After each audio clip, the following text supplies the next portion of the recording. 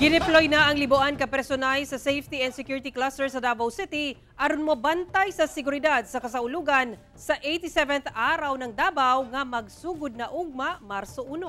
Ato ibalik si John D. Esteban.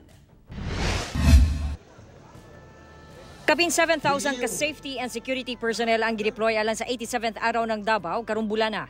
Sila amoy musiguro sa kaluwasan ug kahapsay sa Dakbayan aton sa tulo ka semanang kasaulugan. Ilabi pa nga gilantaw nga daghang Davaoenyo ug mga turista ang muduyog sa selebrasyon. Gipangurahan ni Davao City Mayor Sebastian Baste Duterte ang send-off ceremony sa Davao City Police Office. Gipahimangnuan sa mayor ang kasundaluhan ug kapulisan nga mamahimong ehemplo sa publiko. Likay lang din mo magbaoy. Pakita ninyo nga di mo layo sa ilangan. Aron ang tao di mangluod. Pag naganit tayo ginapatuman mga balaod ug unsa man, mutuo ang tao sa ato.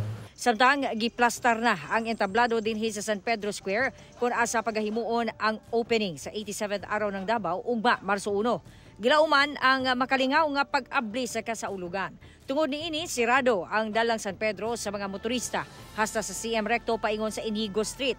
Gilauman sa City Tourism and Operations Office nga makabot ang 150,000 nga tourist arrival para sa araw ng Davao karong tuiga. Ilabi pa nga mas daghan ang mga aktibidad karon itandi sa nakalabay tuig.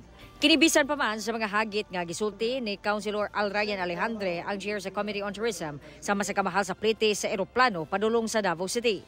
Naatay gibuhat na katong Air Connectivity Council. We're supposed to have a workshop because nagpatabang na ta sa Department of Tourism on how we can able to formulate the Air Connectivity Council na para we can able to strengthen by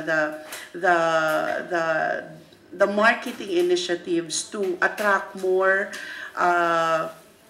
number one, to attract more airline companies to fly with us. Kauban si Jojo Solarte sa kamera, ako si John D. Esteban para sa One Mindanao.